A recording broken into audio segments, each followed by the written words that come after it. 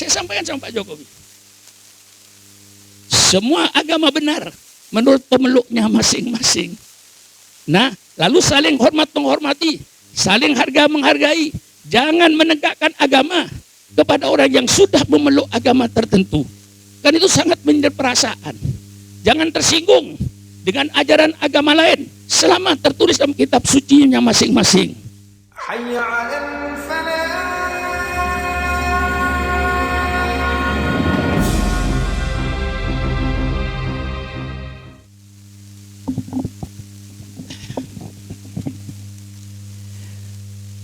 Assalamualaikum warahmatullahi wabarakatuh. Bismillahirrahmanirrahim. Alhamdulillahirabbil alamin. Wassalatu wassalamu ala asyrafil anbiya'i wal mursalin sayyidina wa habibina wa syafi'ina wa maulana Muhammad wa ala alihi wa ashabihi ajma'in. Subhanaka la ilma lana illa ma 'allamtana innaka antal alimul hakim. La haula wa la quwata illa billahil aliyil azim. Amma ba'du. Para habaib yang saya muliakan, wabil khusus imam besar kita Al-Mukarram Habib Rizik Syihab, para habaib lainnya dan para alim ulama lainnya yang tidak mungkin saya menyebut satu persatu dengan tidak mengurangi hikmah saya, takzim saya kepada para ulama yang hadir di tempat ini. Alhamdulillah, dengan segala proses yang panjang, akhirnya juga qul ja'al haqqu wa zaqal batil innal batila kana zahuqa. Dengan segala perjalanan yang Habib jalankan, dengan segala ceritanya, insya Allah wa makaru wa makarallah wallahu khairul makirin. Wa yamkuruna wa yamkurullah wallahu khairul makirin. Kita bersyukurlah berada di negara Republik Indonesia ini yang subur, makmur, segala kekayaannya ada. Barangkali kalau saya katakan negara yang terkaya di dunia ini, mengapa tidak? Tanahnya di atas tumbuh-tumbuhan macam apapun saja. Yang tumbuh di Eropa, tumbuh di kita. Yang tumbuh di padang pasir, tumbuh di kita. Segala macam tumbuh-tumbuhannya ada. Kemudian di bawah tanahnya, di perut buminya, apa yang tidak ada? Semua kekayaan ada. Ini tentu Allah membuat kekayaan alam ini untuk bangsa Indonesia. Saya kalau tidak keliru tahun 55, setiap Bung Karno pidato itu saya ikuti. Tapi saya bukan orangnya Soekarno. Ya. Tapi saya mengikuti segala pidato beliau. Di antaranya yang saya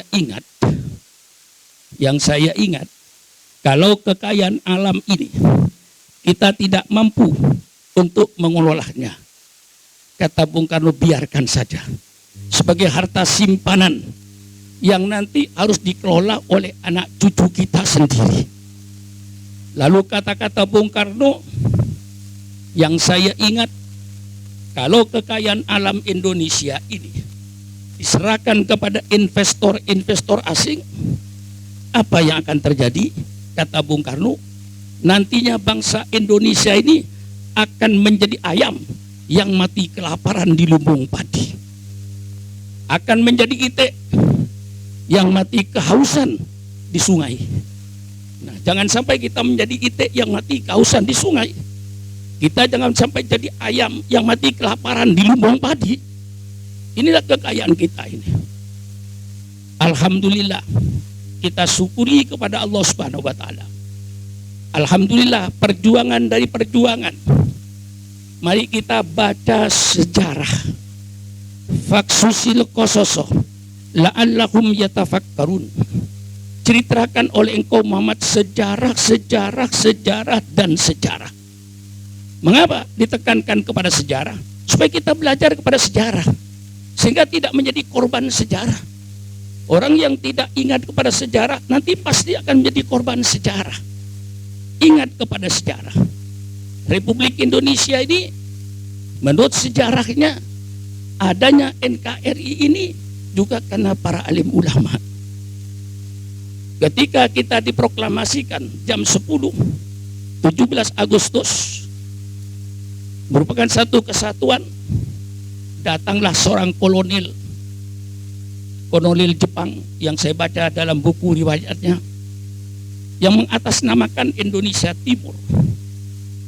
Kalau 7 kata ini tidak dicabut, Indonesia Timur tidak ikut bergabung, akan pecah menjadi Indonesia Timur dan Indonesia Barat. Padahal jam 10 tadi baru diumumkan kemerdekaan kita. Tanggal 18-nya, waktu itu Bung Hatta mengumpulkan lagi orang-orang ini. Setelah dianalisa, sangat mengkhawatirkan, takut betul-betul terjadi, maka para ulama lapang dada. 7 kata itu dicabut, diganti dengan ketuhanan yang Maha Esa. Dengan kata-kata Maha Esa itu lebih mahal lagi sebenarnya. Yang aslinya negara Republik Indonesia berdasarkan ketuhanan dengan kewajiban menjalankan syariat Islam bagi pemeluk-pemeluknya. Tidak ada hubungan dengan umat lain itu. Tapi nyatanya mereka tidak setuju. Kalau ini tidak dicabut, maka kami tidak ikut. Akhirnya para ulama dengan lega, dicabut 7 kata ini, diganti dengan Maha Esa. Akhirnya berubah. Negara Muslim berdasarkan ketuhanan yang Maha Esa. Itu sebenarnya mahal. Karena kata-kata Esa itu mesti tunggal. Kalau tidak tunggal tidak Esa. Nah, rela seandainya para ulama tadi berpegang teguh kepada tanda tangan yang ada, tidak mau dan menolak, maka NKRI ini tidak ada. NKRI tidak ada. Persilakan yang mau menuntut. NKRI itu ada karena para ulama waktu itu lega menghilangkan yang 7 ini dengan diganti dengan Maha Esa. Maka tidak mungkin orang yang membangun itu mau merusak, itu tidak mungkin. Dan saya kira tidak ada. Ulama oposisi ini tidak ada. Ulama tidak oposisi. Bagaimana kita akan memusuhi negara? Kita dalam negara. Semua ulama paham, ati Allah wa ati Rasul wa ulil amri minkum. Kalau istilahnya Kiai Wahab dulu, Nahdlatul Ulama bekerja sama dengan pemerintah yang sah dalam rangka amar ma'ruf nahi mungkar. Lah disinilah pemerintah yang harus mengerti. Kalau udah lama mengkritikin pemerintah, itu berarti ulama yang senang sama pemerintah, tidak mau cuek, mau dicuekin. Ayo saya tanya, mau dicuekin? Tidak. Kita ini kalau mengoreksi pemerintah berarti kita cinta sama pemerintah, bukan musuhnya.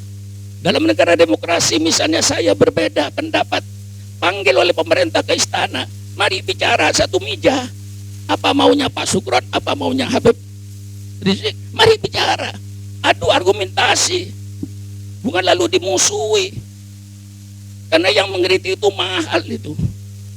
Orang yang mengkritik pemerintah, kalau kritikannya betul-betul untuk membangun bangsa ini, itu kritikan yang sangat mahal. Kalau perlu orang yang mengkritik itu dibayar. Ya, siapa itu yang mengkritik itu? Gaji tiap bulan 10 juta. Supaya terus mengkritik.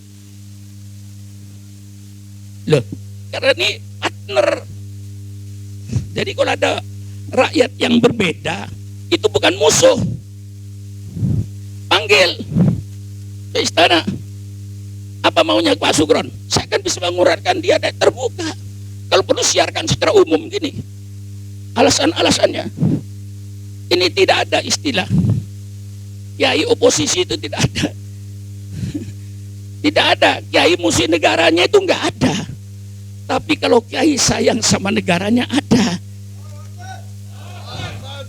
Kiai yang cinta sama negara itu semuanya beda pendapat, bukan dimusuhi, tapi dipanggil, diundang. Jangan dipanggil ya, diundang. Kalau dipanggil kayaknya mau diperiksa gitu loh. Kalau ada ulama yang berbeda dengan pemerintah, bukan dimusuhi, diundang ke istana, suruh bicara dengan terbuka. Ini mestinya dalam negara demokrasi ini. Jangan dianggap yang mengoreksi itu membenci. Justru yang mengoreksi itu yang cinta, memelihara negara kita itu, negara yang milik kita semua. Kita jaga pembangunan negara ini. Kalau tidak benar, mari kita luruskan. Jadi sistem kita ini, para ulama itu cuma kerjaannya amar ma'ruf nahi mungkar. Betul apa dikatakan Habib Rizik? Kita tidak punya musuh kok. Untuk apa kita jadi musuh? Kita tidak punya musuh. Negara bukan musuh kita. Partai politik bukan musuh kita. Semuanya bangsa, satu bangsa. Untuk ingin bersama-sama membangun bangsa. Jadi tidak ada istilah oposisinya, tidak ada. Kemudian kita punya kewajiban. Idza ra'a ahadum munkaran falyughayyir biyadihi wa illam yastati' fa biqalbihi wa illam yastati' fa bilisani wa illam yastati' fa biqalbihi wa dzalika adaful iman. Wa dzalika adaful iman. Yang imannya kuat kalau melihat perongkaran robah dengan tangannya. Kalau kita punya kekuasaan, mestinya semua aparat pemerintah ini satu. Lawannya pemerintah itu sama dengan lawannya ulama. Lawannya pemerintah kedoliman. Lawannya pemerintah ketidakadilan. Lawan pemerintah yang harus mensejahterakan rakyat. Tidak ada musuh. Kita bukan musuh pemerintah. Kita bukan musuh partai politik. Kita tidak mau cari musuh. Kita mau mencari pembenaran. Setiap yang kita lihat itu tidak benar, mari kita luruskan. Kalau ulamanya tidak meluruskan, ulamanya yang berdosa, yang digebukin oleh malaikat munkar wa nakir. Ini sebabnya. Kalau seandainya tidak ada malaikat munkar wa nakir, biarin aja kedoliman. Karena masih ada malaikat munkar wa nakir yang akan menanyakan kepada ulama, mengapa kau membiarkan kemungkaran? Mengapa kau membiarkan kedoliman? Mengapa kau membiarkan ketidakadilan?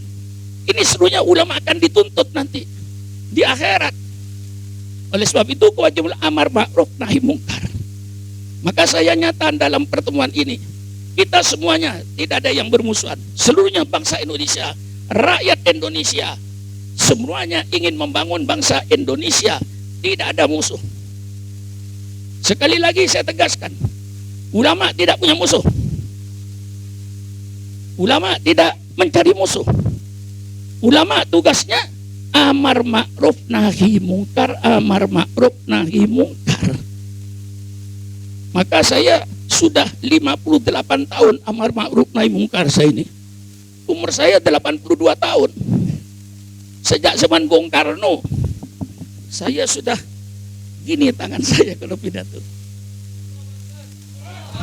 Tahun 65, saya masih ada di pondok pesantren. Saya tahu kekejamannya PKI itu. Saya tidak tidur di pondok, tidur di kampung-kampung di bawah pohon kelapa dengan pedang. Saya kemana-mana tidak pernah pisah dengan pedang. Saksinya ada Kiai Masudi Baitowi, dia ada di Indramayu itu. Mau Isra Mi'raj bawa pedang, mau Maulid bawa pedang. Asal keluar pondok bawa pedang, dan pedang saya letakkan di depan sepeda saya. Sepedanya sepeda ontel. Saya letakkan pedang di depan. Jangan coba-coba.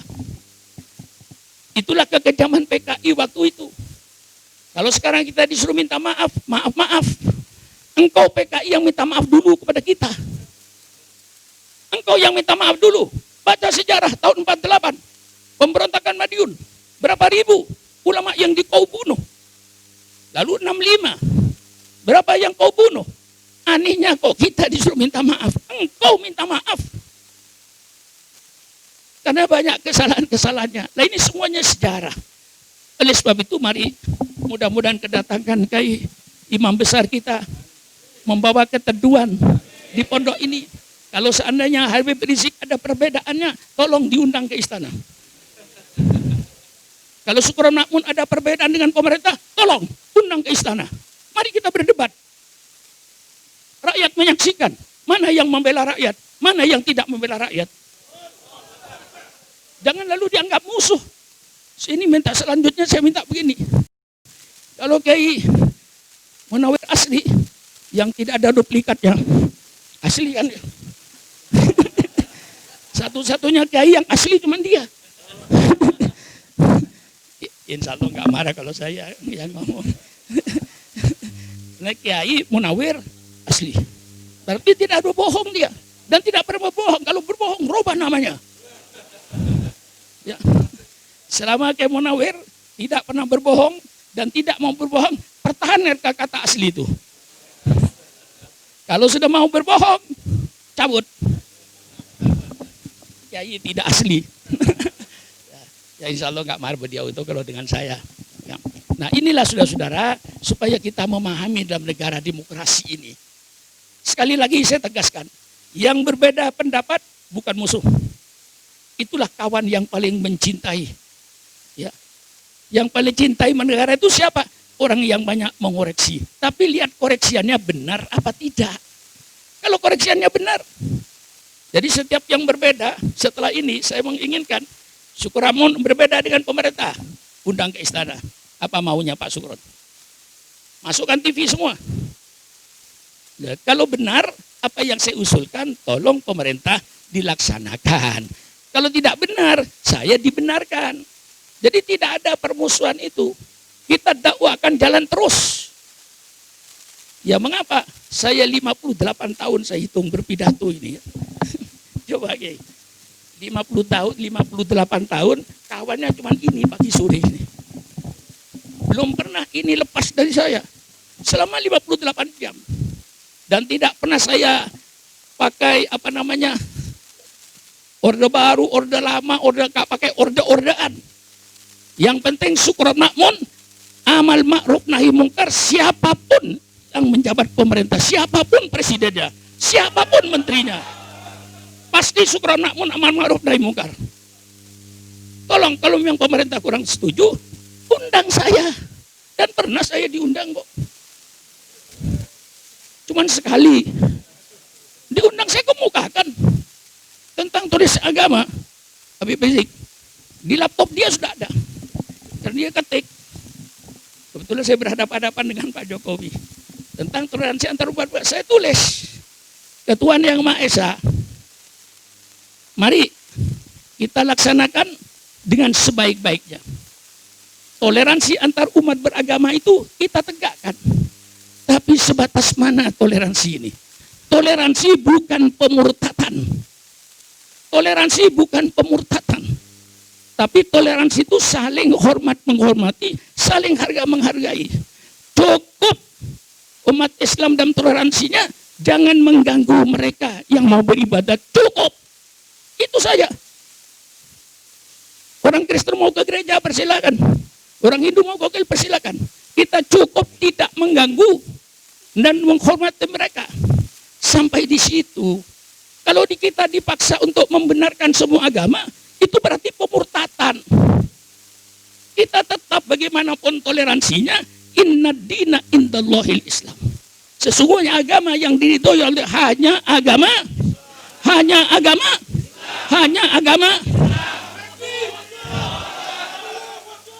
maka semua agama benar menurut pemeluknya masing-masing. Saya sampaikan sama Pak Jokowi. Semua agama benar menurut pemeluknya masing-masing. Nah, lalu saling hormat menghormati, saling harga menghargai. Jangan menegakkan agama kepada orang yang sudah memeluk agama tertentu. Kan itu sangat menyedot perasaan. Jangan tersinggung dengan ajaran agama lain selama tertulis dalam kitab sucinya masing-masing. Saling menjaga perasaan. Kalau orang Islam cuma 10 orang, berada misalnya katakanlah di Batak Utara, yang ribuan orang Kristen, orang Islamnya cuma 10 orang, bikin masjid kayak Istiqlal. Wajar nggak? Nggak wajar kan? Orangnya 10 orang. Bikin masjid kayak Istiqlal. Pun juga saya minta kepada kaum Kristen. Kalau kau berada di tengah-tengah umat Islam puluhan ribu, engkau cuma 10 orang, tolong jangan bikin gereja. Gabung saja gereja yang ada. Itu saya katakan depan Bapak Presiden. Panjang lebar saya. Alhamdulillah, enggak ditangkap saya. Ya karena dia tahu, alasannya benar. Nah, ini mari kita ini berdialog. Saya mengharapkan kesejukan. Saya anjurkan pada pemerintah. Kalau Habib Rizik tadi pidato, berbeda dengan kemauan pemerintah, tolong diundang ke istana. Ajak berdialog. Insya Allah menang. Pelan-pelan insya Allah menang. Karena kita tidak akan merusak. Kita pasti berpendapat dengan nilai-nilai yang tinggi. Sehingga negara kesatuan ini akan berjalan dengan baik, demokrasi akan berjalan dengan baik. Terutama keadilan.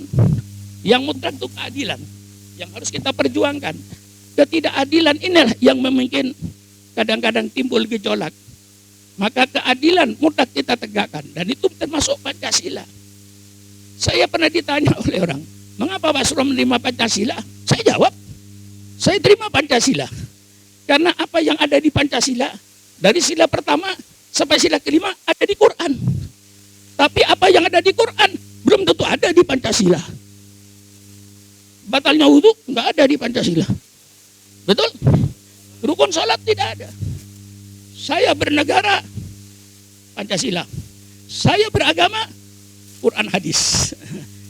Bisa dipisah. Saya beragama Quran dan hadis. Dengan ijma dan qiyas. Sebagai sumber hukumnya. Lalu bernegara. Saya dengan Pancasila. Karena apa yang ada di Pancasila mulai sila pertama. Ketuhanan yang Maha Esa. Yang paling tegas Islam. Wa ilahukum ilahu wahid. Tegaskan. Baik, bila sila selanjutnya itu tidak ada yang bertentangan dengan Islam. Pancasila tidak bertentangan dengan Islam. Apa yang ada dalam Pancasila ada di dalam Islam. Tetapi apa yang ada di Islam belum tentu ada di Pancasila. Kalau saya pidato begini salah, tolong benarin. Mari diskusi, sebarkan supaya rakyat tahu perbedaan ini. Ini harapan saya berdoa mudah-mudahan dengan kedatangan imam besar kita, Kiai, wah mulut ini, masa akan mengatakan apa Habib Rizik kok keluarnya bukan lambat ya. Di sini banyak tumpukan itu, tumpukan ayat, tumpukan hadis. Jadi mau keluar itu macet, bukan tidak hafal, macet. Masih kalau sudah saya diam sejenak cair itu. Kalau tidak diam tidak cair. Saya berdoa mudah-mudahan dengan kehadiran imam besar Habib Rizik akan membawa kesejukan kepada bangsa ini, akan membawa keadilan kepada bangsa ini. Mari kita seluruhnya bersatu untuk membangun bangsa ini. Adakan musyawarah seluas-luasnya. Ini harapan saya dan alhamdulillah saya mengikuti beliau mulai dari lapangan kemarin, cuman di atas tempat tidur. Sampai tadi pagi saya masih ikutin beliau ceramahnya di depan para santri-santri muda-muda itu saya ikuti. Mulai dari lapangan terbang sampai saat ini malam, sampai tadi pagi saya ikuti. Perkembangannya, inilah barangkali yang saya sampaikan. Mudah-mudahan Allah senantiasa melindungi kita bersama. Kita yang dipanjangkan umur, mudah-mudahan senantiasa mendapat taufik dan hidayah dari Allah Subhanahu wa Ta'ala dengan keyakinan bahwa kalau kita membela agama Allah, insya Allah Allah yang membela. Intan surullah yansurkum yuthabit aqdamakum. Inilah saja, kurang lebihnya saya minta maaf. Wassalamualaikum warahmatullahi wabarakatuh.